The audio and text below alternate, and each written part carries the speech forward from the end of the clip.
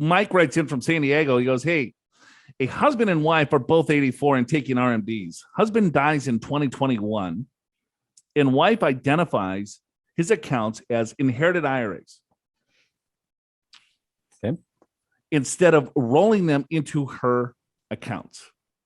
So the spousal rollover is what he's referring to. Right. So you can keep it in husband's name and be the beneficial owner of those, or a spouse has the opportunity to roll those into her name. Yeah. And by the way, that's only for spouses. If you're a kid, nephew, whatever, friend that you inherited, you can't do this. Only spouses. Yeah, it will blow you up. I mean, if you try to take, let's say if you inherited from your father, grandfather, nieces, or nephew, and you try to put it in your own name, that's 100% distribution, fully taxable. Yep. No bueno. Reason why people want to keep it in the deceased name is for really one reason, is that if they were under 59 and a half, they would have full access to the dollar. Sure, if they need it. If they need it. Otherwise, it doesn't necessarily make a lot of sense to keep it in the deceased name. You could just roll it into yours, because let's say if you have a lot older spouse, okay, and you kept it in the deceased name, and then you don't necessarily need the cash, right? And so the money can continue to defer, and then you would have to take a required minimum distribution based on the deceased age. So the money would be forced out at their age of 70 and a half or 72 and so on and so forth.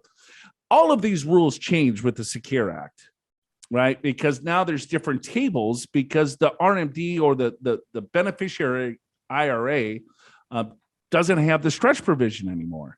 You got to distribute the account within 10 years.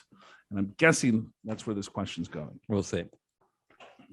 Okay, in January 2022, the wife's RMD from her accounts are calculated by using the factor of 16 based on her age of 85 this year. The RMD of the inherited IRA are calculated by using a different table, and therefore the factor is 8.1 is used because of her age 85 this year. Can the wife somehow change the identification of the decedent's IRAs from inherited to her own, so the RMDs of her IRA and her late husband's IRA will be calculated using the factor only, instead of using her factor for her accounts in the higher factor for the inherited accounts?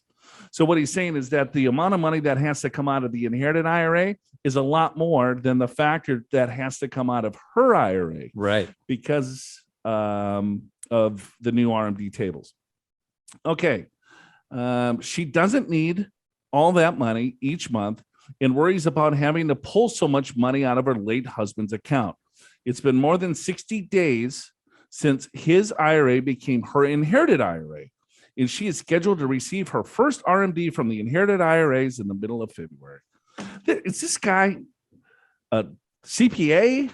I was wondering, when you referred to somebody as a decedent, that's a giveaway. Right. And then he knows the 60-day rule. He's looking at the factor of 16. Or he's an advisor. He's got a client. What do I say? Let's see how they answer it. Yeah. Or maybe let me try to stump him.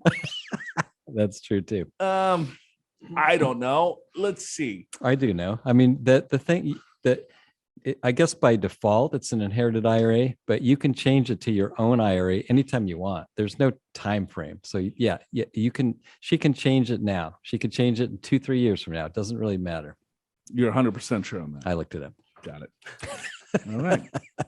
Cool. That's Big Al for you.